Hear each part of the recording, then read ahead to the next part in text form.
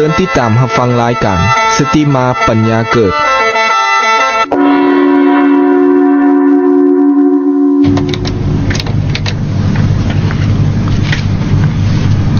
พระศาสดาประเสริฐเลิศในโลกาหาภัยปานท่านทั้งหลายควรย่างตามด้วยดีแล้วชีวิตจะลงงดงามตลอดไปนมัตุรัตนตยสะขอน้อมแด่พระผู้มีพระภาคเจ้าผู้เป็นครูของเทวดาและมนุษย์ทั้งหลายขอน้อมแด่พระธรรมที่พระผู้มีพระภาคเจ้าตรัสไว้ดีแล้วขอน้อมแด่พระสงฆ์ผู้ดำรงศีลาสมาจารปฏิบัติตัดสงสารสู่นิพพานพ้นวัฏภัยขอแสดงความเคารพแด่คุณบิดาคุณมารดาคุณครูบาอาจารย์ทานผู้ฮู้ทั้งหลายขอความเจริญของงามศีลธรรมจงมีแก่ออกตนญาติโยมสาธุชนคนดีทั้งหลายที่กำลังติดตามฟังรายการธรรมะสตรีมาปัญญาเกิดทุกบอนทุกสถานที่ที่คืน95.0ไปฮอดไปถึงเอาตนญาติโยมทั้งหลายมื้อนี้ที่ว่าดินฟ้าอากาศเปลี่ยนแปลงฟ้าฝนชนละทาก็เป็นธรรมดาเพราะว่ายามฝนตกฟ้าลงในจักหน่อยบางทีการฟังวิทยุอาจสิลำบากในตอนเช้าออกตนนิยมอาจสิบ่กล้าฟังหรือว่าติดตามฟังอยู่แต่ว่าทั้งคืน95.0 เกรด A เรดิโอคืนนี้มีสลาคืนของออกตนนิยมทุกคนหรือว่าผู้ฟังทุกคนนี่ก็ยังดำเนินรายการปกติเมื่อวานก็ได้มอบหน้าที่มอบหมายให้ปกติเดชเป็นผู้ดำเนินรายการได้สนทนากับทำกับครูบาอาจารย์มื้อนี้ก็ถือว่าบ่ได้ติดเวียกติดงานก็ได้มาร่วมสนทนากับครูบาอาจารย์เหมือนเดิมออกตนนิยมกับอากาศมันเปลี่ยนแปลงจังซี่พากันรักษาสุขภาพพากันระมัดระวังการไปการมาขับรถตามถนนหนทางในยามเช้าๆจังซี่นี่สิเป็นออกตนนิยมที่เป็นพ่อค้าเช้าขายหรือออกตนนิยมกำลังที่ว่าเตรียมเข้าป่าหาหนอกใส่บาตรหยาดน้ำตามถนนหนทางฝนตกสิฟ้าเหลื่อมสิยังกระยาแต่เฮาก็ยังเฮ็ดหน้าที่เหมือนเดิมในฐานะที่ว่าบางเทื่อฝนตกนี่ยังต้องใจให้หลายพอยันครูบาอาจารย์ลำบากตนนิยมบางคนก็โอ้ยฝนตกนี่ยังต้องออกใส่อาจารย์เพราะว่าเจ้านายอาจารย์ครูบาอาจารย์มันจะบริสันเขาอนุโมทนาบุญนำกับหมอตนนิยมที่ว่าพากันตั้งจิตตั้งใจน้อมจิตน้อมใจเฮ็ดบุญในสม่ำเสมอเฮ็ดบุญให้สม่ำเสมอเฮ็ดบุญให้ถึงดีแล้วก็เฮ็ดบุญให้พอดีบ่เฮ็ดบุญเกินดีคันเฮ็ดบุญเกินดีแล้วมันสิมีปัญหาแก่การดำเนินชีวิตเฮาพอก็มองตนนิยมมื้อนี้ถือว่าเป็นมื้อแฮม12ค่ำเดือน5พุทธศักราช2555บางคนก็ว่า56แล้วอาจารย์เปลี่ยนตั้งแต่ปีใหม่แต่ว่าตามปฏิทินบางอันเดี๋ยวเพิ่นเขียนไว้แต่ว่าคันสิเปลี่ยนเป็นปี56แท้นี่ก็ต้องไปเป็นพุ่นละหลัง15ค่ำเดือน6เป็นมื้อแฮม1ค่ำเดือน6เป็นปี56หลายคนก็สับสนแต่คันเปลี่ยนตามจุลศักราชเปลี่ยนตามปฏิทินก็เปลี่ยนตั้งแต่วันที่16เดือน4บุญออกต้นนิยมทั้งหลายแต่เอานับพศหลังจากที่ออกพุทธองค์ปรินิพพานแต่ว่าเขาสิไปเริ่มเปลี่ยนพศกับมือแฮมคำหนึ่งเดือน6พุ่นอันนี้ออกต้นนิยมทำเขามากตัวมีสาระประโยชน์นึงได้เข้าใจกงกับวันที่7เดือนพฤษภาคมคศ2013วันคืนผ่านเลยไปทุกสิ่งทุกอย่างผ่านเลยไปตอนนี้เขาทั้งหลายกำลังพากันเฮ็ดหยังอยู่เขาเข้าใจหลักธรรมคำสั่งสอนเขาสนใจในหลักธรรมคำสั่งสอนของพระชินวรสัมมาสัมพุทธเจ้าเขาขนาดใดออกตนนิยมทั้งหลายเมื่อนี้อาจารย์ที่สุขมาบ่ได้มาผู้เดียวมีครูบาอาจารย์มานำตลอดรวมมีออกตนนิยมมานำเป็นประจำออกตนนิยมผู้ฟังทางบ้านก็สิบ่ได้เหงาฟังแต่อาจารย์ที่สุขผู้เดียวบางทีก็ได้อาจสิเหงาเนี่ยแต่ว่าก็ได้สมาธินิดนึงอาจารย์มื้อเราฟังไปน้ำรับไปน้ำกระมวลในยามเช้าๆจังซี่ฝนตกนี่มวลแน่อยากให้ออกตนนิยมทั้งหลายตั้งใจจังนึงว่า ทั้งฝนมันสิตกทั้งแดดมันสิออกอย่างไรก็อย่าเวลาอย่างหน่อย40กว่านาทีนี่อยากให้ได้สาระประโยชน์จากการฟังที่สุดสู้สังละปะเตปัญญังฟังด้วยดีย่อมเกิดปัญญาถ้าบ่ตั้งใจฟังนี่ปัญญามันก็สิเกิดบ่เกิดดอกแต่ว่าบ่แม่นบ่ให้เฮ็ดเวียกนำออกตนโยมทั้งหลายเฮาเฮ็ดเวียกแต่ว่าสติเฮาให้อยู่กับการฟังนำแต่งอยู่แต่งกินใครมีสติคือกันเว้นอยู่แต่การฟังอย่างเดียวเจ้าหน่อยบัดนั้นแต่งกินอยู่ดีๆสิพิษยนต์ก็แต่งกินก็บ่ได้อีกฟังหลายเจ้าหน่อยพอก็มาตีโอ้ยเป็นน้ำเจ้าฟังนำรายการทำมาแล้วเฮ็ดกินมันยังเข้มมันเอาลงเอาเกลือลงหลายหรือว่าเป็นนัวปลาแดกใส่หลายเกินไปเพราะฉะนั้นต้องมีสติเด้อตนนมทั้งหลายฝึกฟังก็ฟังให้ได้สาระประโยชน์ทั้ง2อย่างจากการเฮ็ดเวียกเฮ็ดงานแล้วก็จากการฟังธรรมะเมื่อนี้ธรรมะสิจะนำมาฝากออกตนโยมสิได้มาสนทนากันเมื่อวานออกตนโยมผู้ฟังก็สิได้ยินเสียงเพิ่นแล้วอาจารย์แต่ก็จักหน่อยสิได้ให้เพิ่นได้แนะนำชื่อเสียงให้ออกตนโยมผู้อยู่ทั้งบ้านได้ฟังได้รู้จักไว้อีกต่อหน้าไปก็จะได้ยินเพิ่นตลอดหัวข้อธรรมะสิจะสนทนาร่วมกับอาจารย์เพิ่นมื้อนี้ก็คือความแตกต่างของผู้ให้กับผู้บ่ให้อันนี้คือหัวข้อธรรมะสิสนทนากันในมื้อนี้สิได้นิมนต์อาจารย์เพิ่นได้แนะนำตัวอีกจักหน่อยเพื่อออกตนโยมสิได้จำชื่อจำเสียงเมื่อวานบางคนก็บ่ได้ฟังมื้อนี้ได้ยินเสียงแล้วปฏิสงสัยว่าชื่ออาจารย์หยังน้อมาแต่ไสสิได้ให้เพิ่นแนะนำอีกนิมนต์อาจารย์กันนะขอนอบน้อมคุณพระศรีรัตนตรัยคือคุณพระพุทธพระธรรมพระสงฆ์เป็นที่พึ่งกันศักดิ์สิทธิ์สูงสุดของชาวพุทธเฮาทั้งหลายขอระลึกถึงคุณความดีของพ่อแม่ครูบาอาจารย์นักปราชญ์บัณฑิตทั้งหลายเจริญสุขเจริญพรตนญาติโยมผู้สนใจในการรับฟังในวันนี้อาตมาภาพเองชื่อว่าพระบุญเลยปัญญานันทะเหมือนดังที่ว่าพอมันได้เสนอไปเมื่อวานเนาะบางคนบางคนอาจจะบอกได้ชื่อได้จำแต่บางคนก็อาจจะชื่อดีจำดีเขาให้จำชื่อไว้เนาะดังที่พระอาจารย์เพิ่นได้บอกไปแต่ว่าอาจารย์บุญเลยได้ประจำอยู่ซ้ำบางแฮดเนาะโดยประจำซ้ำบางแฮดตั้งแต่ปี1999จนถึงตั้งแต่ปี99จนถึงปัจจุบันบางคนถามอาจารย์ออกตนโยมที่สงสัยอาจารย์จักพรรษาแล้วอาจารย์เพิ่น12พรรษาแล้วอาจารย์ที่สุข19พรรษาออกตนโยมทั้งหลายยังก็ถือว่าอาจารย์เพิ่นเป็นครูบาอาจารย์ก็แนะนำครูบาอาจารย์ก็ถือว่าคันในสมัยพุทธกาลนี่เพิ่นว่าปกตินี่หาพรรษายังเป็นนวากาอยู่ยังเป็นพาใหม่อยู่แต่ว่าคันหาพรรษายังบ่เป็นผู้ใหญ่พ่อก็ต้องอยู่กับครูบาอาจารย์นี่แต่ครูบาอาจารย์นี่เพิ่นถือว่าได้ยกกำลัง2และกายหาพรรษาและถือว่า12พรรษานี่ถือว่าเป็นครูบาอาจารย์ผู้ใหญ่ผู้หนึ่งที่ออกตนโยมสามารถที่ว่าเพิ่งพาอาศัยได้ตั้งแต่หาพรรษา6พรรษา7พรรษาขึ้นไปพุ่นแหละเพิ่นประจำอยู่ซ้ำพักแฮดออกตนโยมก็สิได้ยินประกาศไปเรื่องว่าจัดงานปฏิบัติก็เพื่อใกล้สิฮอดวิสาขบูชาน่ะเพิ่นได้จัดงานปฏิบัติตอนท้ายๆก็สิได้ประกาศให้อีกของตนโยมหลายคนสนใจอยู่หลายคนก็อยากไปร่วมอันนี้นี่เพิ่นได้เมื่อวานปอติเด็กได้แนะนำโตไปได้แนะนำให้ฮู้แล้วมื้อนี้ให้เพิ่นแนะนำเพิ่มอีกอาจารย์บุญเลยเนาะคั่นน่ะเนาะซื้อแท้ซื้อปกติก็บุญเลยบุญถือว่าจำซื้อไว้เด้อตนโยมทั้งหลายพระอาจารย์บุญเลยเป็นประจำอยู่ซ้ำพักแฮดก็ถือว่าเป็นครูบาอาจารย์ที่ว่าปฏิบัติดีปฏิบัติถูกต้องดำเนินชีวิตตามพระธรรมคำสั่งสอนของพระชินวรสัมมาสัมพุทธเจ้าของเฮาถือว่าเป็นภิกษุในธรรมวินัยในธรรมวินัยของพุทธองค์ของตนโยมมีหยังตอนท้ายๆก็สิได้เปิดสายหนาไม้ให้ได้เปิดให้จักสาย2สายจะลมกันมีคำถามมีอยากถามเกี่ยวกับเรื่องการปฏิบัติบ่มีอยากถามเกี่ยวกับเรื่องการดำเนินชีวิตที่เราทำมาขอได้ก็ถามได้หรือว่าฟังอาจารย์ที่สุขมาตลอดแล้วอยากฟังครูบาอาจารย์เพิ่นว่าสู่ฟังจุดนั้นจุดนี้ก็สิได้พยายามอาจารย์ที่สุขพยายามสิออกตนโยมทั้งหลายเวลามีครูบาอาจารย์มาร่วม หรือว่ามีออกตนมาหวมพยายามที่อยากให้เพิ่นได้สื่อสารธรรมะให้แก่ออกตนนิยมทั้งหลายแต่ว่าหลักๆรายการธรรมะสติมาปัญญาเกิดนี่ก็ต้องเริ่มต้นมาแต่ทำมิตรกับสนทนาแบบรวมกันต้อง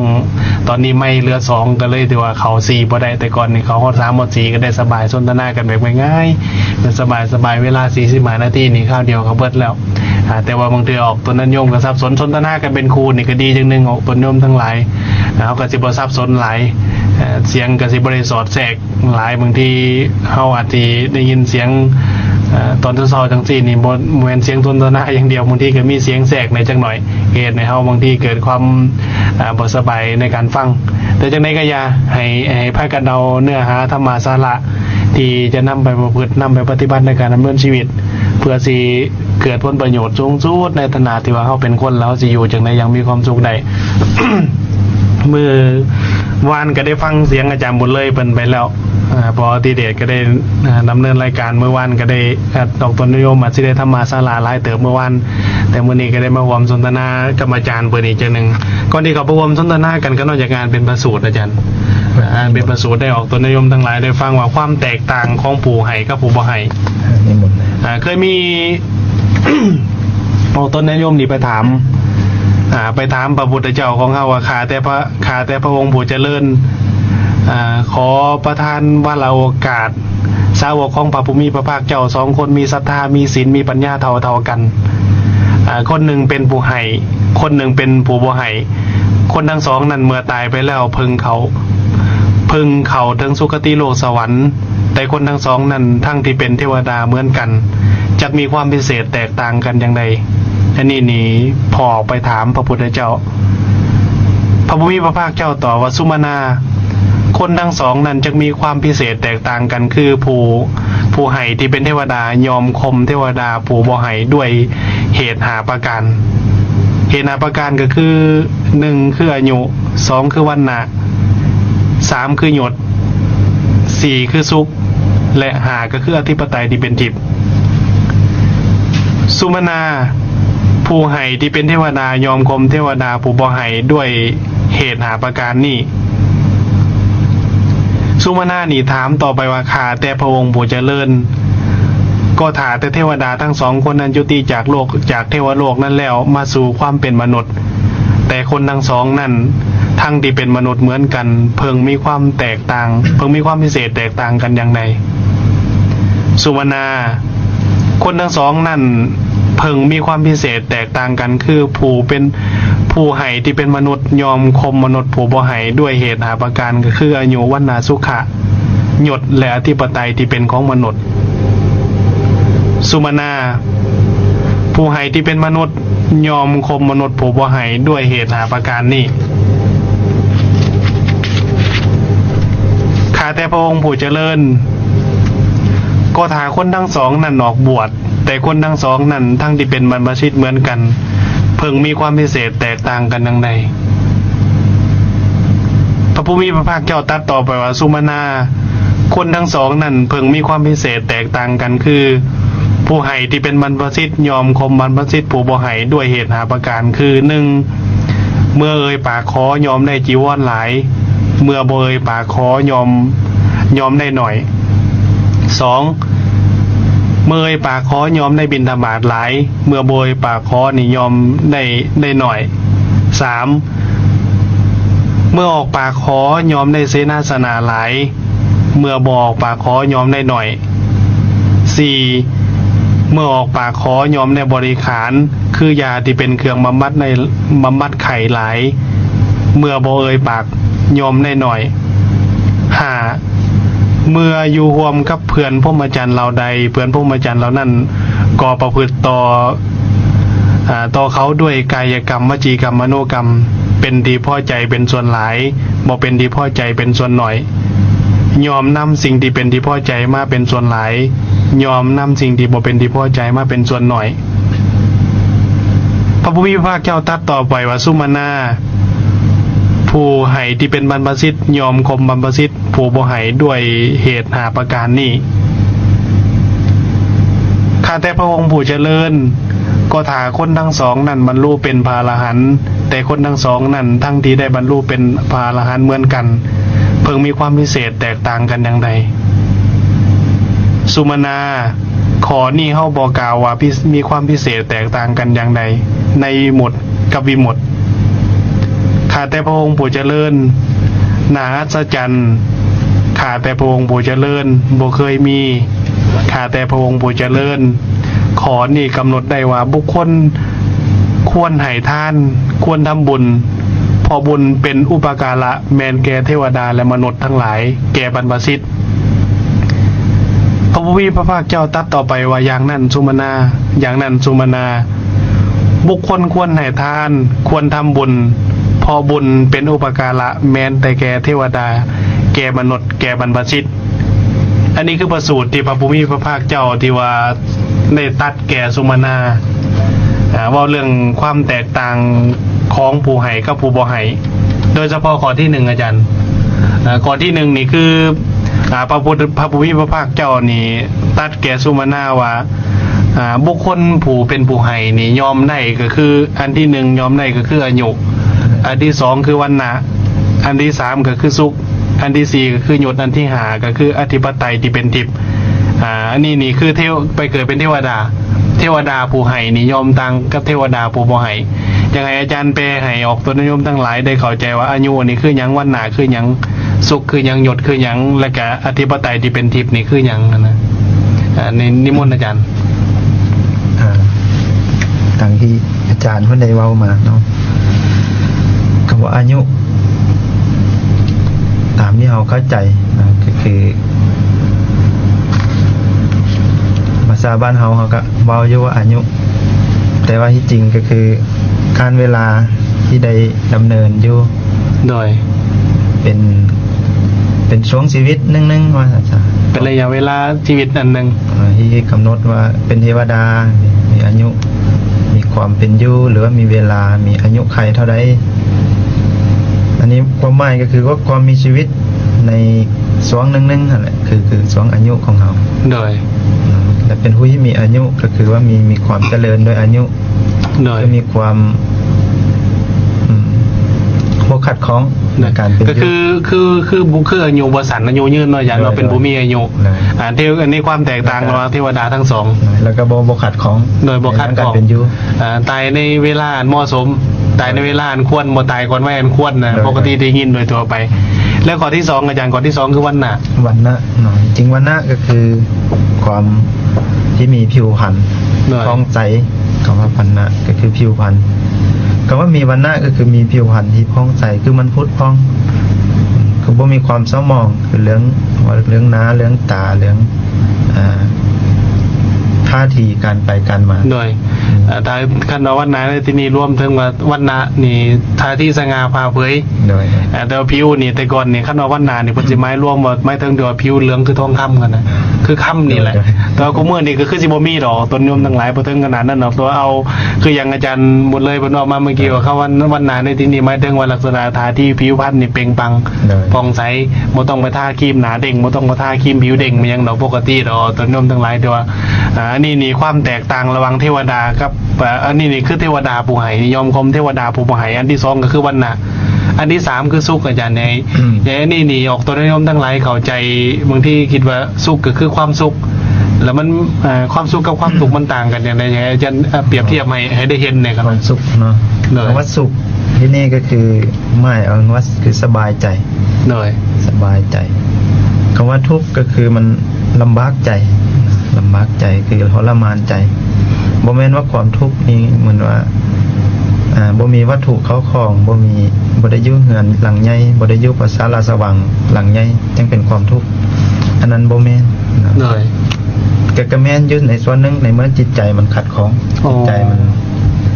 คล้ายๆว่าบ่มีความพอใจบ่มีความพอใจแห้งใจหรือว่าอึดอัดขัดเคืองเวลาไปอยู่คือว่าเป็นความทุกข์แต่ความสุขในที่นี้ก็คือมันสบายใจไปอยู่แล้วมันเย็นใจสบายใจอันนี้คือความสุขโดยคำว่าสุขในที่นี้ที่อาจารย์เพิ่นกล่าวมาออกต้นนั้นอะไรก็หมายถึงสุขในที่นี้ก็สิแปลเป็นภาษาบ้านเราทั่วไปก็คือความเย็นสุขในที่นี้คือความเย็นโมเมนต์ฮ้อนออกต้นนั้นทั้งหลายโมเมนต์สุขใหม่สุขเกียมสุขที่เฮาพากันดำเนินชีวิต คือเข้าไปดำเนินชีวิตกูมือนี่บางที่เข้าไปดำเนินชีวิตใน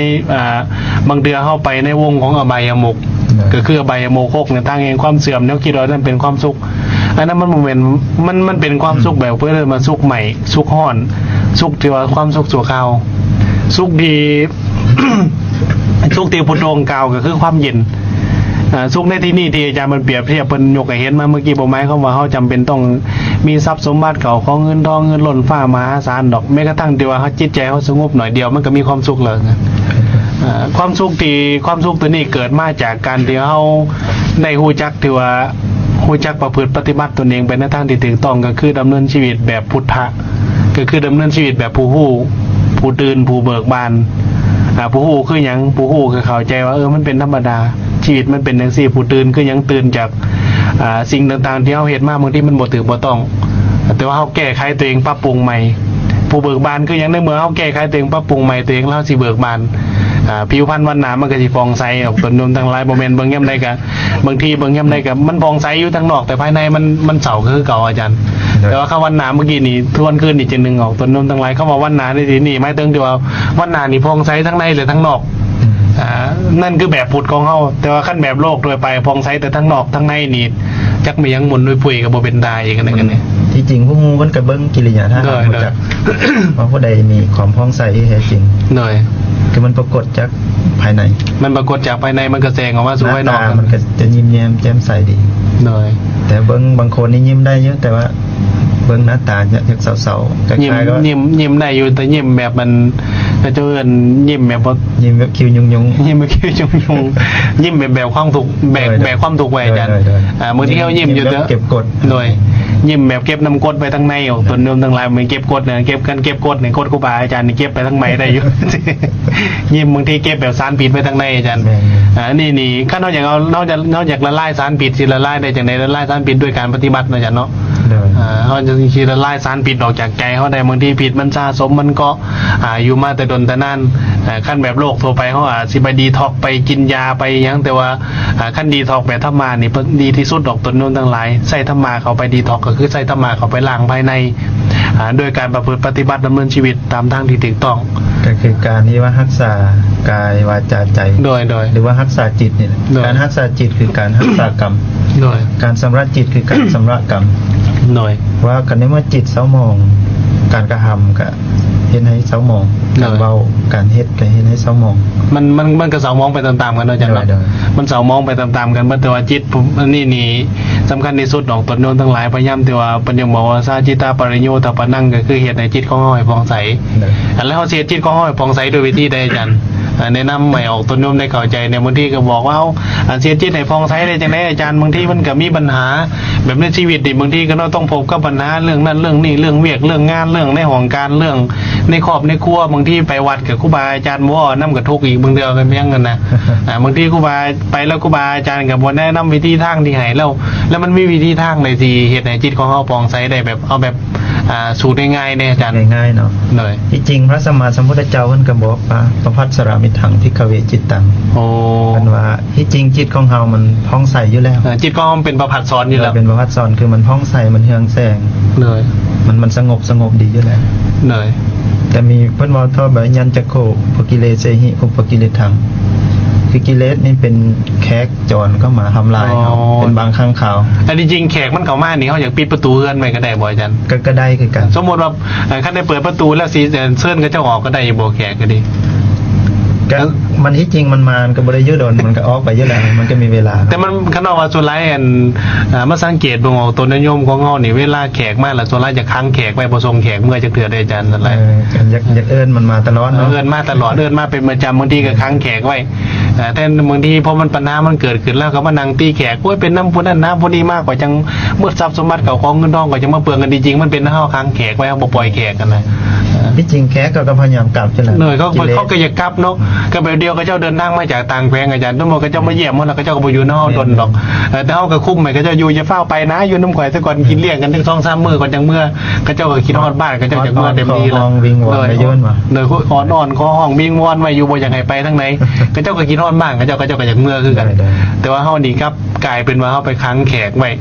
มันก็เลยที่ว่าเฮ็ดให้ตันใจไปโดยมันคือนั่นตันใจบางทีมันก็ก่อเป็นบางทีเฮาก็มานั่งตีผู้นั้นผู้นี้เฮาไปก่อไว้ดนเด้เฮาเป็นผู้ก่อเฮาเป็นผู้มักมมที่ว่าสารผิดไปด้วยตัวเองแต่ที่เฮาสิเอาไปเทลงน้ำคืออาจารย์บ่บอกอาจารย์ว่าเมื่อกี้นี่ก็หน่อยเห็นภาพเลยอาจารย์ว่าสาเหตุหนึ่งที่ชาวพุทธของเฮาบ่สามารถที่ว่าปลดปล่อยความทุกข์ออกจากใจได้ก็คือส่วนแล้วค้างแขกไว้จังซี่แหละบ่ปล่อยแขกเมื่อจักเทื่อมันจรมาแล้วก็เก็บไว้จักมื้อยังมาแต่อินเดียก็ค้างไว้มาแต่อเมริกาก็ค้างไว้มาแต่ยุโรปก็ค้างไว้เอาไปเอามาจักยังใหญ่ยังบัดนี้ก็เลยแยกบ่ได้ว่าอันนี้เป็นอินเดียหรือว่าเป็นฝรั่งใครผสมปนเปกันไว้เนาะโดยมันผสมปนเปกันบางทีก็เลยสิว่าสาเหตุนึงที่เฮาแยกบ่ได้ก็คือเฮาบ่สร้างปัญญาเฮาบ่สร้างปัญญาในการที่จะบางทีเฮาวิธีการสั่งปัญญาด้วยวิธีใดออกตัวนู้นต่างหลายปัญญามันสิเกิดขึ้นได้นี่พุทโธมันก็แนะนำอีกทีนึงว่าอันที่1มาว่าปัญญาเกิดมาจากการฟังเนาะจ้ะเนาะเพิ่นเรียกว่าสุตตามยปัญญาที่2มาจินตามยปัญญาเกิดมาจากการพินิจพิจารณาไต่ตองพินิจพิเคราะห์ใส่ธรรมะวิจัยเนี่ยเอาธรรมะเข้าไปวิเคราะห์วิจัยว่ามันถูกต้องหรือบ่ถูกต้องอันที่3ก็คือภาวนามยปัญญาเกิดมาจากการพัฒนาตนแต่เฮาบ่พัฒนาตัวเองมัวแต่ถ่ายแขกมาพัฒนามันพัฒนาก็คือ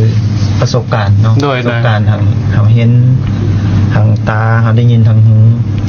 ได้ใส่ลิ้นหรือว่าใส่ดังสัมผัสใส่กายสัมผัสมีใจคิดนึกประสบการณ์ที่มันเป็นอดีตก็ดีปัจจุบันก็ดี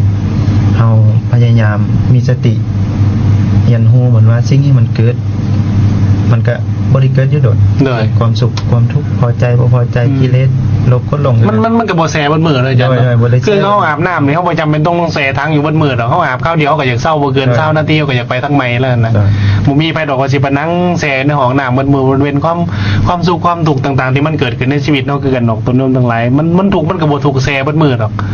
สาเหตุที่มันแซ่บนมือบางทีมันแซ่อยู่ 2-3 ปีย้อนเฮาไปผูกมันไว้ผูกมันไว้ผูกแขนมันอย่างเดียวยังบ่พอแทนที่มันจะรุดไปผูกคอมันไว้อีกนะไปคิดถึงมันเลยโดยคิดถึงมันเรื่อยๆแทนที่พุทโธมันบอกว่า1มาเสียได้จิตใจบริสุทธิ์ก็คือตามคิดถึงกุศลที่เฮาได้สร้างไว้อันที่2มาคือหยัง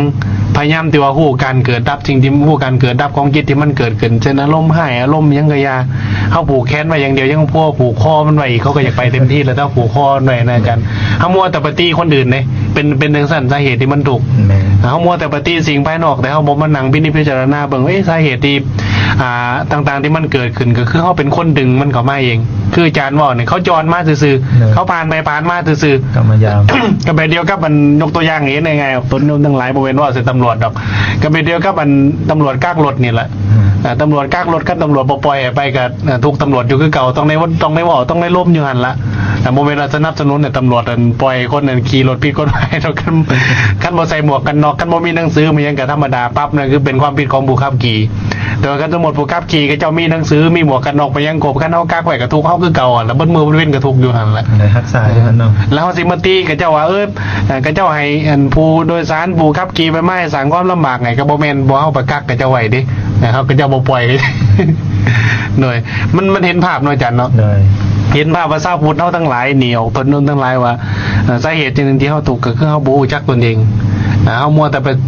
ไปตีแขกไปกักขังแขกไว้ผูกคอก็เจ้าไว้บ่ปล่อยก็เจ้าไปจักเทื่อแทนที่สิปล่อยแล้วความทุกข์เกิดขึ้นแล้วก็มานั่งตีนั่งจมนั่งตีโพยตีพายโอ้ยเป็นย้อนเจ้าเป็นย้อนผู้นั้นเป็นย้อนผู้นี้แทนที่มานั่งตีตัวเองอันนี้เฮาต้องปรับทัศนะความคิดใหม่เนาะอาจารย์เนาะปรับใหม่จากเฮาควรจะเห็นว่าที่จริงก็มันบ่แม่นผู้อื่นโดยพระอานนท์ถามพระพุทธองค์ว่าความสุขความทุกข์นี้ผู้อื่นเฮ็ดให้บ่ว่าซั่นพระสัมมาสัมพุทธเจ้ามันก็จะกล่าวอย่างนั้นเลยอานนท์เอากันซั่นความสุขความทุกข์นี้เฮาเฮ็ดเอาเองบ่พระสัมมาสัมพุทธเจ้าก็ว่าอย่ากล่าวอย่างนั้นเลยอานนท์แต่เพิ่นก็ห้ามต่อไปอีกว่ากันซั่นผู้อื่นเฮ็ดให้ได้บ่ตัวเองเฮ็ดเอาได้บ่พระพุทธองค์มันก็ว่าอย่ากล่าวอย่างนั้นเลย เอาพระอานนท์จัง พระอานนท์ยังงงสงสัย เอากันสั้นมันเกิดเองลอยๆบอกความสุขความทุกข์นี่เนาะ โมเมนต์อีก เพราะสมมาสมพุทธเจ้าก็จะกล่าวอย่างนั้นเลย เลย เอาหรือว่าเทวดาพระเจ้าไม่ยังผีสร้างไม่ยังบันดลบัน มันโด ดาน บันดาลไหน หรือว่ากรรมเก่าไม่ยังบอก เลย พระสมมาสมพุทธเจ้าก็อยากกล่าวอย่างนั้นเลย เลย จริงความสุขความทุกข์เกิดมาจากผัสสะนะ เกิดมาจากปัสสะ การก โอ้ ระทบทางตา เลย การกระทบทางหู ตาเห็นรูป โดย หูได้ยินเสียง ได้ ดังได้ดมกลิน ตัวนี้มันจะเกิดเป็นความรู้สึกพอใจบ่พอใจ แล้วเฮาสิตัดแต่เฮาสิตัดตัวนี้เกิดตัดได้ด้วยวิธีใดอาจารย์ กระตัดโดยการที่ว่ามีสติ มีสติเลย มูทานว่า เพราะฉะนั้นครูบาอาจารย์เพิ่นยังบอกคือได้พอพุทโธเพิ่นบอกเพิ่นจึงตัดไว้เพิ่นบอกว่าเห็นก็ให้เป็นเพียงแต่เห็น โดย คือเวลาเห็นปรับก็ให้มีสติเข้าไปกำกับปรับ โอ้เห็นแล้ว โดยได้ยินสมมุติว่าคนมาด่าปรับเนี่ยให้มีสติเข้าไปกำกับปรับว่านี่คือเขาด่า เขาได้ แต่มันทึกตามที่เขาได้บอก มันถึงหรือมันผิด ว่าความผิดนี้มันมีตามที่เขา สมมุติก็จะมาด่านี่เฮาผิดแท้บ่เฮาผิดแท้ คณะผิดแท้กัน สมมุติถ้าบ่ผิดแท้มันเป็นธรรมดาปล่อยไป คณะผิดเขาก็บอกว่าสิ่งนี้บ่ได้มีอยู่ใน นะครับโดย คือบ่มีอยู่ในเฮาสำรวจมันบ่มีบ่แม่น เขาสำรวจตรวจสอบตัวเองแล้วเขาบ่ได้เป็นคือเขาด่า โดย เขาบ่ผิดแล้วก็ถือว่าให้อภัยไปเนาะอาจารย์เนาะ เขาก็ยัน แต่ว่า ตัวเองได้ว่า จะบ่ตกนรกเพราะคำด่าของเขา โดย เขาบ่ได้ผิดหยัง ก็เลยแต่ว่ากงกันขามปัจจุบันบ่เป็นจังซั่นเด้อาจารย์ก็เจ้าด่ามานี่บ่ทันได้บ่ได้ฟันเอาสติเข้าไปกำกับซ้ำ โดย สมมุติเขาด่ามานี่ก็ปั้นเขาก็ไปก่อนความทุกข์มันก็เลยพ่วงไปมันก็เลยที่ว่าก็เลยสร้างกรรม โดยมันก็เลยเป็นกรรมต่อกันแต่ว่าเพราะจังมีในสังคมเลยพอบางทีเขาได้ยินข่าววัยรุ่นหนุ่มสาวเด็กน้อยตลอดว่าเจ้าหน่อยไปแก้แค้นกันแก้อยู่หมองหน้าหมองนี่คือมัน มันเป็นการที่ว่าสร้างกรรมหมดแล้วบ่สร้างกรรมบ่สิ้นบ่สุดจักเทื่อ บ่สุด กันสมมติว่าเขาได้ยินด่าปรับแล้วเขาไปสติก็ไปกำกับว่ามาสำรวจกดสอบตัวเองว่าเป็นคือเขาด่าเขามีแท้ตัวนั้นนี่ ก็ขอโทษ ก็ขอโทษแล้วกันแล้ว คนที่ได้ยินคำขอโทษนี่ใจอ่อนไหม โดย พวกสมมติพวกขอโทษเมียพี่ เมียก็ใจอ่อน สมมติพวกที่ทำผิดขอโทษเมียก็เมียใจอ่อนกันเมียทำผิดขอโทษพวกก็ใจอ่อนลูกเต้าที่ทำผิดขอโทษพ่อแม่ก็ให้อภัย เลย ใจอ่อน แต่ว่าบ่มีหยัง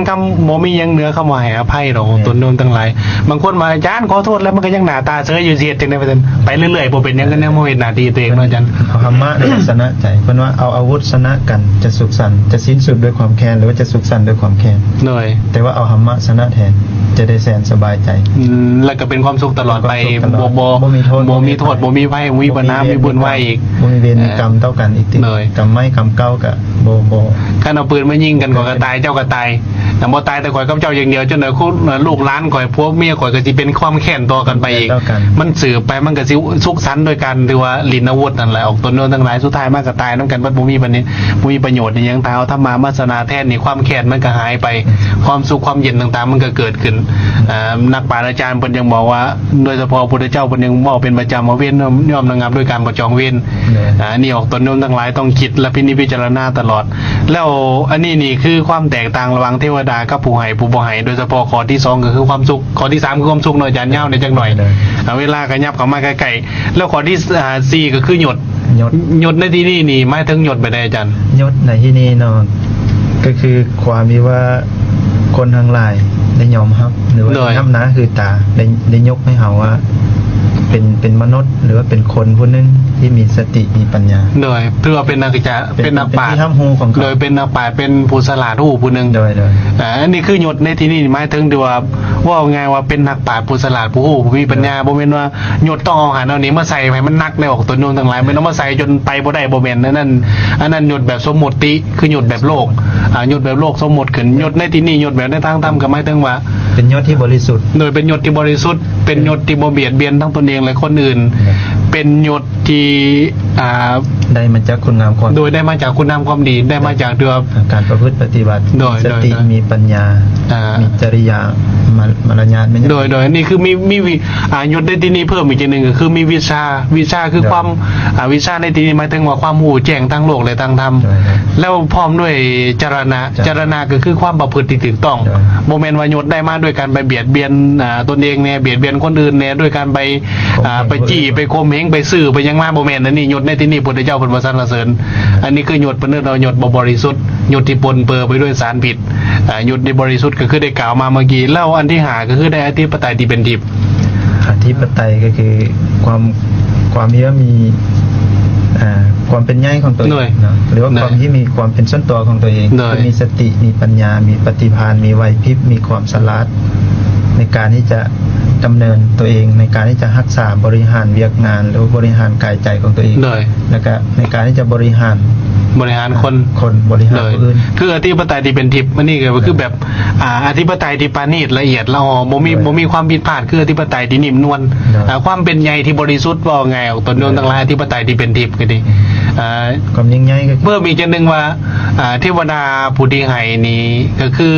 คิดอย่างใดยังก็ได้เบิดโดยอธิปไตยที่เป็นทิพย์มันได้โดยมันได้ทุกอย่างแล้วผู้บ่ให้นี่เทวดาผู้บ่ให้นี่ก็คืออายุก็บ่ได้เจ้าหน่อยข้าวเดียวก็บ่รอดแล้ววันน้อ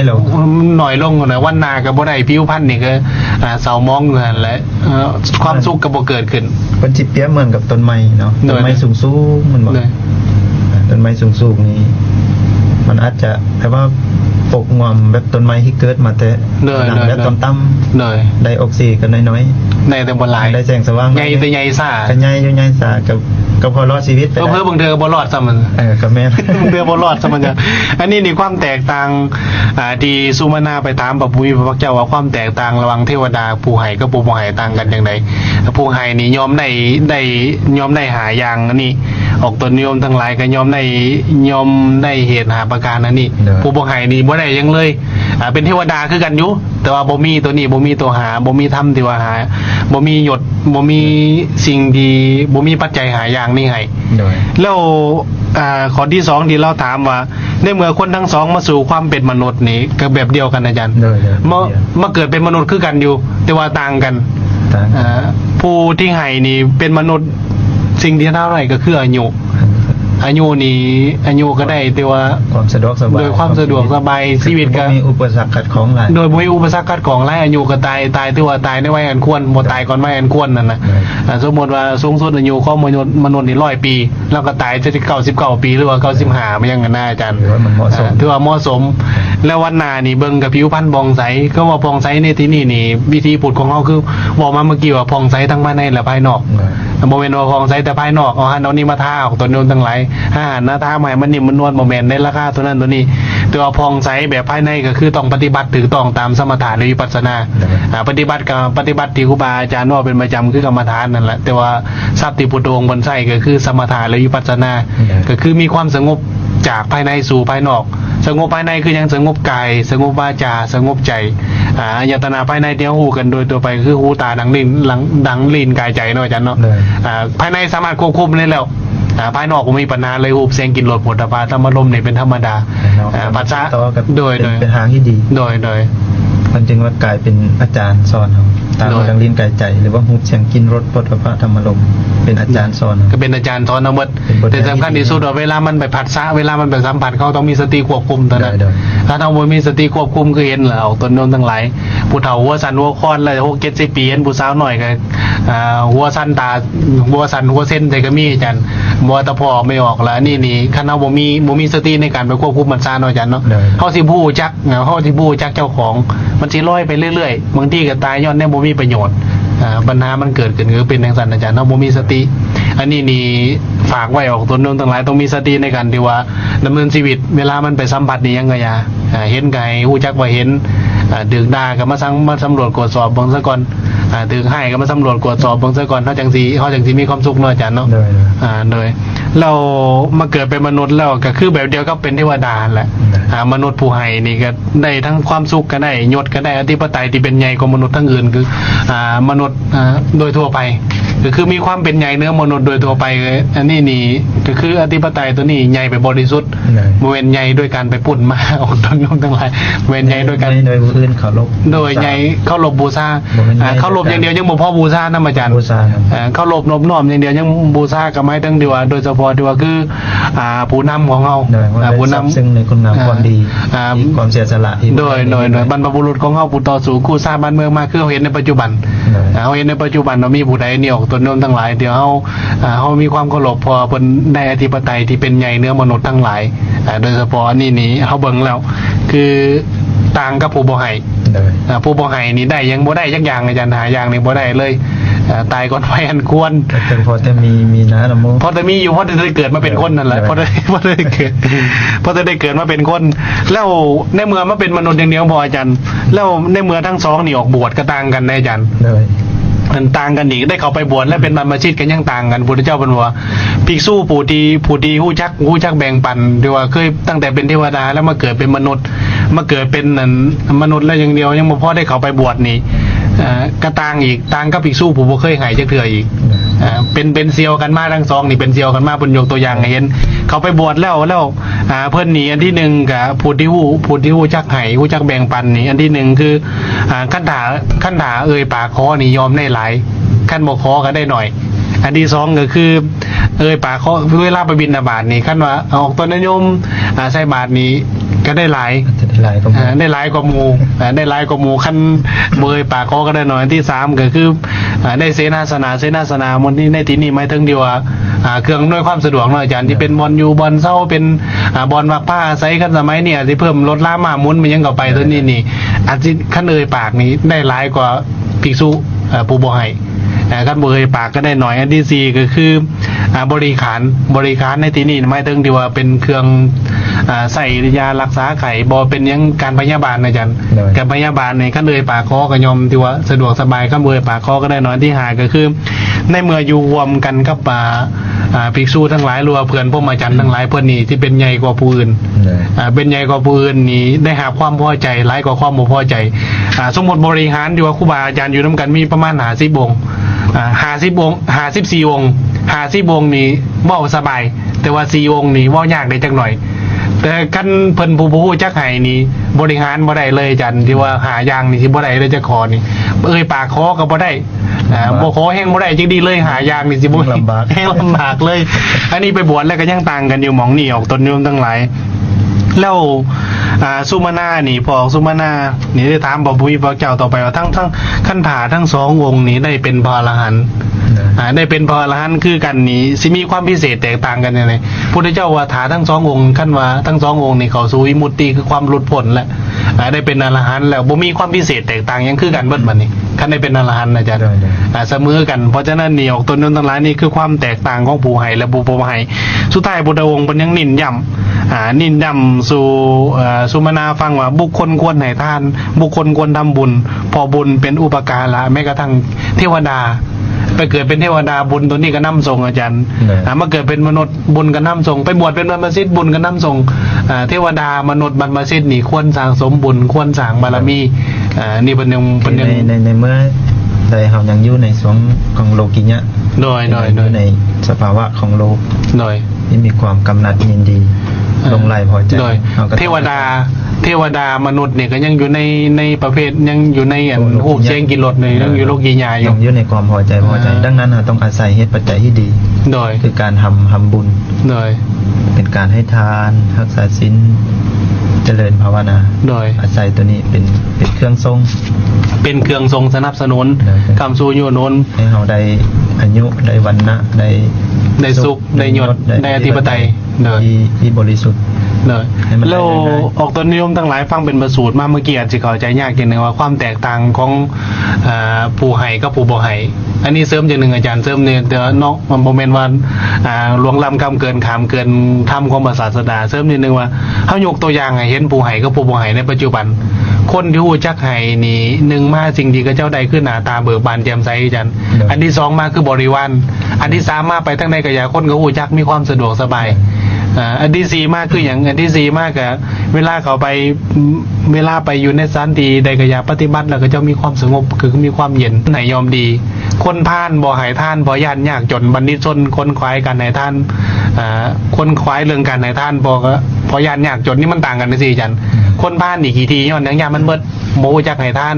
โอ้ยกันท่านไปแล้วกว่าสิโมหังโมมีแต่ว่าบัณฑิตนี่คนฉลาดคนรู้จักไหนี่คือเจ้าสิบอกว่าขั้นคนโม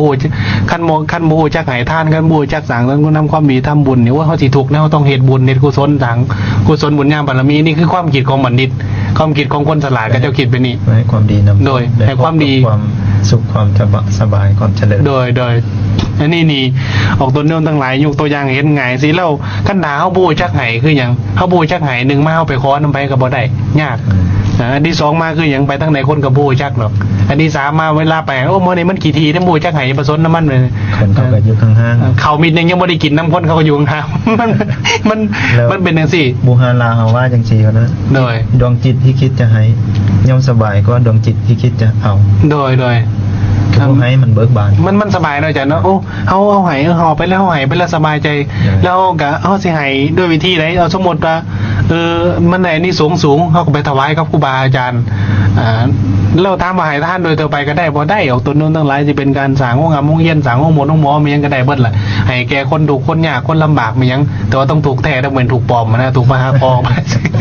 เอาตัวแล้วในนี่สงฆ์มัดนอกจากนั้นแม้กระทั่งที่ว่าเฮาที่เขาลงน้ำปั๊บตอนนี้เขาตั้งจิตอธิษฐานเนาะเขาที่เขาน้อยเทไปเนี่ยเป็นอานิสงส์แก่สรรพสัตว์ทั้งหลายที่ว่าสัตว์เดรัจฉานที่เขาอยู่ในดินเป็นหมดเป็นแม่งยังไงยะโมเมนต์ในยามเราเศร้าอย่างที่เทน้ำมอนลงไปเอาให้หมดมันตายบัดอานิสงส์มันก็จะบ่เกิดขึ้นเนาะต้นยมทั้งหลายเพราะฉะนั้นแม้กระทั่งเริ่มต้นมาเฮาสิให้ท่านนี้จิตใจเฮาละเอียดเนาะจันเนาะจิตใจเฮาละเอียดมีความแนบนิ่งพอจิตใจเฮาเป็นกุศลปั๊บเทน้ำยังลงไปในดินเทเขาเทยังไปอันนี้ก็เป็นอานิสงส์คือกันเป็นบุญ เป็นอะไรสัก แต่ว่าการให้ท่านสำหรับที่ครูบาอาจารย์เป็นยังยกไงท่านกับครูบาอาจารย์คือว่าครูบาอาจารย์เป็นเนื้อหน้าบุญเป็นเนื้อหน้าบุญคือว่าเป็นหน้าที่ดีการเอาเห็ดหน้าก็ต้องเลือกหน้าที่ว่าเป็นบอลที่ว่ามันเห็ดเนาะเขามันงามเนาะอาจารย์เนาะเป็นดินฟูปุยบ่เป็นหยังแต่บางคนก็เหมือนจะว่าอาจารย์บ่ยากหน้าบ่งามก็เสริมปุ๋ยลงไปได้หลายแต่สุดท้ายมาจอดินมันแข็งมันขี้ลายคือเก่าแล้วต้นโยมทั้งหลาย ให้ครูบาอาจารย์นี่เป็นยังเพราะว่าเพิ่นจะได้มีแหง โดย ได้อาศัยการให้ทานขององค์ตัวญาติโยมเพิ่นจะได้มีเวลาไปบำเพ็ญ มีเวลาไปบำเพ็ญทำแล้วก็ แล้วก็ในเมื่อได้ประสบผลที่ดีก็ได้เอามาแจกจ่ายสู่ แล้วเพิ่นก็สิ สรรพสัตว์ทั้งหลาย โดย ตนญาติโยม โดยแล้วก็เพิ่น ได้หลายกว่า โดยแล้วก็เป็นผู้นำทางจิตวิญญาณอีก โดย แล้วสิได้เป็นผู้นำทางจิตวิญญาณที่ถูกต้องอีกบุญเราพักกันเป็นผู้นำทางจิตวิญญาณดึงออกตัวนายโยมลงเหวกับเบาครูบาอาจารย์นี่ฝากไว้อนุโมทนาบุญครับครูบาอาจารย์ที่ว่าเพิ่นดำเนินถูกต้องแล้วอาจารย์บ่แม่นว่าซั่นซี่ก็บ่แม่นว่ากันน้อยเก่งหรือมันไปคือว่าอาจารย์มุเลยไปแต่ว่าคันเฮาดำเนินถูกต้องตามธรรมวินัยของพระศาสดาแล้วก็บ่มีปัญหาคันดำเนินบ่ถูกต้องตามธรรมวินัยของพุทธองค์แล้วก็สมควรปรับปรุงแก้ไขแต่นั้นก็ปรับปรุงสิ่งที่มันเฮ็ดให้ออกตัวนายโยมลงนะอาจารย์บางทีมันแก้ความสุขมันแก้ความทุกข์ชั่วคราวซื่อๆแต่ว่าความทุกข์มันตามมามันมหาศาลกว่าหรือว่าอาจจะให้ออกตัวนายโยมบ่ศรัทธาในพระศาสนาเลยนี่ปกติหน้าที่ของครูบาอาจารย์ก็คือถ้าออกตัวนายโยมบ่มีศรัทธาเฮ็ดให้มีศรัทธาเนาะอาจารย์จากก็จะมีศรัทธาแล้วเฮ็ดให้มีศรัทธาขึ้นไปเรื่อยๆมีศรัทธากันไปเรื่อยๆเรื่องเดียวยังบ่พอละ4ทางนิพพาน4ทางสวรรค์เนี่ยก็เจ้าอีกนั่นคือหน้าที่ของครูบาอาจารย์ บอกปัญญา โดยบอกปัญญาให้กับเจ้าบ่แม่นว่ายามใดก็มีแต่ยามใดก็ไปเปิดไฟให้กับเจ้าตลอดไปกับเจ้าเปิดเองเจ้าบ่ต้องเปิดดอกก็สิเปิดได้ไฟนั่นสมมุติว่ามื้อหนึงมื้อใดมาเกิดเฮาบ่เดือบ่แห้งหรือว่าได้ตายจากกับเจ้าไปแล้วพระสิมาเปิดไฟให้กับเจ้าคันน้ำบ่อยบ่ซ้อนให้กับเจ้าเปิดเองเนาะอาจารย์เนาะคือกับลูกเต้าคือกันยามใดก็พ่อแม่ป้อนตลอดป้อนจนฮอด4-50 ปีแล้วเขากินเขาบ่เป็นเฮาก็ต้องได้ป้อนตลอดคันเฮาตายไปแล้วพระสิมาป้อนเขาบัดนี้กินเองก็บ่เป็นมันนี่กินเขาเองบ่เป็นเงี้ยเขาสิตายนํคือกันเพราะฉะนั้นครูบาอาจารย์คือกันก็ฝากไว้กันนะว่าหน้าที่ของเฮาก็คือบอกทางนิพพานให้แกออกตนนิยมบอกทางสวรรค์สอนให้กับเจ้ามีปัญญาบ่แม่นสอนให้กับเจ้ามืดออกตนนิยมคือกันผู้ปฏิบัติแล้วก็สอนให้เพื่อนรวมโลกคือกันถ้าครูบาอาจารย์เพิ่นดีแล้วก็มีปัญหาเนาะอาจารย์เนาะถ้าครูบาอาจารย์เพิ่นให้บ่ถือบ่ต้องเฮาก็ซี่ว่าจังซั่นจังซี่คันเพิ่นพร้อมสิให้ซี่คันบ่ซี่แล้วก็เพิ่นบ่พร้อมสิให้ซี่ก็บ่ซี่บ่เป็นหยังแม่นว่าสิไปให้ไป กับบซีก็มีแต่ว่าเราประพฤติทำหน้าที่คือการให้ทานจีวรบิณฑบาตศาสนะที่อยู่อาศัย หน่อย เราก็ต้องมีปัญญา แล้วก็ดำเนินชีวิตอย่างมีปัญญาในฐานะที่เขาเป็นบริษัทซีเหล่าต้นนู้นตรงนั้นมีครูบาอาจารย์มีครูมือนี่ก็มีไอ้จัวมีแม่ขาวแล้วก็พอไม่ออกช่วยกันประคับประคองเนาะอาจารย์เนาะออกครูบาอาจารย์คือกันก็ออกต้นเวลาออกต้นโยมผู้เขาเจ้าประพฤติปฏิบัติผู้เขาเจ้ามาสี่ทางแล้วก็สมมุติว่าเป็นทางดีถือเขาก็ดำเนินตามการก็จะมาสี่หมู่เป็นทางดีถือก็บ่เป็นอีหยังก็บ่ต้องแค่นเครื่องใจยังดอกก็ธรรมดาปกติ เราก็ต้องฟังไว้ เราก็ต้องฟังไว้ก่อน พิจารณา โดยพิจารณาไปตามเหตุตาม ผู้หูผู้เข้าใจ โดยออกตัวนิยมคือกันที่เมื่อว่าถ้ามาสู่ฟังแต่ละมื้อนี่ทั้งอาจารย์ที่สุกบ่รู้ว่าทั้งอาจารย์หมุดเลยได้หลายครูบาอาจารย์ตอนหน้าไปสิได้ ฟังเท่ากับฟังไว้เปิดใจฟังคือกันโมเมนต์ฟังแล้วตั้งใจนั่งคิดโอ้นั่งให้ยืงเดียวก็สิบ่ได้ประโยชน์จากการฟังไปยังอีกคือว่าอยู่ตลอดนี่ก็น้อยที่ว่าอยู่ตลอดอาจารย์ว่ารายการธรรมะก็คือเอาความถูกต้องเขาบอกความถูกใจมาจากธรรมะแต่ละมือมวยมานั่งตามใจออกตนนิยมมาจากเหตุยังก็เหตุก็คือต้องคัดใจไว้ตลอดคัดใจไว้ก่อนเนาะจังสีดำเนินชีวิตไปตามทางที่ถูกต้องตามธรรมของศาสนาของเขาก็ท่านขั้นตามใจย่ำได้ก็ตลอดจะกินยังเจ้าก็กินรสขั้นป่วยมากเลยมานั่งเบิ่งกันกับมันบางทีมันสวยกันบ่ท่านก็ลำบากอีกแต่เพื่อให้ทุกคนรู้ตัวเองโดยจังสิพอใจบ่พอใจขัดใจทึกใจกันพยายามรู้จักตัวเองให้มีคืออาจารย์บอกมาเมื่อกี้แหละสรุปแล้วก็ให้มีสติจากผัสสะกันหน่อยให้มีสติจากการฟังเอาสติก็ไปกำกับกับการฟังไว้คำนี้มันบ่ถูกใจเอาปล่อยไปคำนี้มันถูกใจก็อย่าไปเก็บไปค้างไว้โอ้นางจมอยู่บนมือบ่แม่นก็คือให้เอาปัญญาจากการฟังให้เอาประโยชน์จากการฟังเนาะอาจารย์เนาะเวลาตอนนี้ก็6:54 นาทีออกต้นนมทั้งหลายสิได้เปิดสายหน้าไม้แห่บ่ได้เปิดพอเวลามันก็ปกติต้องออกก่อน5 นาทีคันเป็นจังได๋ก็ฝากไว้ออกต้นนมทั้งหลายว่ามีคำถามหยังฝากคำถามไว้หลังไมค์ก็ได้โทรเข้าไปเบอร์พออติเดชก็202056114878 02056114878เบอร์เมโบคัมมันก็บ่จำรายละเอียดแล้วที่ประกาศในออกตนนิยมทั้งหลายที่ว่าผู้ใดมีความที่ว่าบวชศรัทธาแล้วอยากไปปฏิบัติในฐานะที่ว่าเขาเป็นเศร้าปวดหรือเศร้ายังก็อยากที่เป็นเศร้าต่างประเทศก็อยากสนใจอยากไปปฏิบัติรวมก็เจริญพรไปรวมได้ตั้งแต่งานนี่จะเริ่มต้นวันที่17 สิงหาคมเนาะอาจารย์เนาะที่วัดป่าวิโมกข์วนารามก็คือซัมปักเหตุบ้านสารคามเมืองหาดทรายฟองนครหลวงเวียงจันทร์นนนี่บ่ได้ไกลออกไปทางสารคามกับหลัก8บ่อาจารย์หลัก8ได้หลัก13ก็เลยจำบ่ได้หลัก12เพิ่นสิมีการจัดงานที่ว่าบวชมีบริเวณจัดงานบวชจัดงานที่ว่าปฏิบัติธรรมเนื่องในวิสาขบูชาก็มีกันนิมนต์ครูบาอาจารย์ประสงค์สมณเณรเจริญพรออกตนนิยมไปรวมบวชขาวบวชซี่บวชผ้านี่แหละบวชธรรมดาบวชผมยาวนี่แหละออกตนนิยมทั้งหลายอุปสมบทอุปสิกาทั้งหลายนี่ไปรวมในวันที่17นะวันที่25เดือน5 2013กงกับวันศุกร์ขึ้น8ค่ำเดือน6ปี55หาวันเสาร์แฮม1ค่ำเดือน6ปี56อันนี้นี่แจ้งให้ออกตนนิยมทั้งหลายไปร่วมไปพืชปฏิบัติไปปฏิบัติสมถะหรือวิปัสสนาโดยตัวไปที่เขาเข้าใจได้ยินกันเป็นประจำคุ้นเคยคือปฏิบัติธรรมมันล่ะปฏิบัติธรรมโมเมนต์ไปแบกธรรมไว้ได้ออกตนนิยมทั้งหลายปฏิบัติธรรมก็คือไปศึกษาเรียนรู้ว่าพระศาสดาสอนอย่างไรเป็นแนะนำวิธีปฏิบัติจังได๋เฮาสิเอาธรรมมาแก้ถูกดับถูกในจิตในใจเฮาได้จังได๋เจริญพรไปร่วมได้พิเศษจังนึงออกตนนิยมทั้งหลายในมือขึ้นสิมาค่ำเดือน6นะอดอาหารเบิดมื้อเพราะว่ามื้อนั้นเนี่ยถือว่าอดอาหารเพื่อหยังบางคนหาอดอาหารเพื่อบูชาพระศาสดาของเฮาเพื่อในมือขึ้นสิมาค่ำเดือน6น่ะเป็นมื้อคล้ายวันเกิดคล้ายวันประสูติคล้ายวันตรัสรู้และคล้ายวันปรินิพพานในวันเดียวกันตัวต่างปีต่างเดือนเนาะอาจารย์เนาะในวันเดียวกันมื้อขึ้นสิมาค่ำต่างปีต่างเดือนซื่อๆออกตนนิยมทั้งหลายมื้อนั้นพิเศษไปอดอาหารเบิดมื้อเลยตลอด24 ชั่วโมงบ่มีการเคี่ยวมีแต่ดื่มอย่างเดียวดื่มอย่างเดียวบางคนมดมากก็ได้บอกอาจารย์มดเป็นตอนก็ได้บอกบ่ได้ผิดคือเก่ามันก็ผิดคือเก่าอะไรแล้วปัญหาก็ทางโทรศัพท์หน่อยมีหยังก็เดี๋ยวจังสิบอกเบอร์โทรศัพท์ตอนท้ายออกตัวนึงทั้งหลายแล้วสิ่งที่เฮาต้องเตรียมก็คือยังเป็นม่งเป็นกดเอาคู่มือง่ายๆเอาสบายเอาเต็นท์เอาซะเต็นท์มันราคาถือมันราคาบ่ได้แพงง่ายๆสบายมันกันฝนกันจังได๋หมอนผ้าห่มเป็นศาสตร์เป็นหยังภาชนะที่ว่าสำหรับใส่อาหารที่เป็นขันก็ได้เป็นบวงเป็นจอกน้ำดื่มผ้าเช็ดมือแลนอื่นอันนี้นี่เฮาก็เตรียมไปออกตัวโน้นทั้งหลายตามความเหมาะสมกลุ่มตัวเองโดยกลุ่มตัวเองนักปฏิบัติต้องกลุ่มตัวเองอยู่แล้วอาจารย์ต้องกลุ่มเจ้าของอยู่แล้ว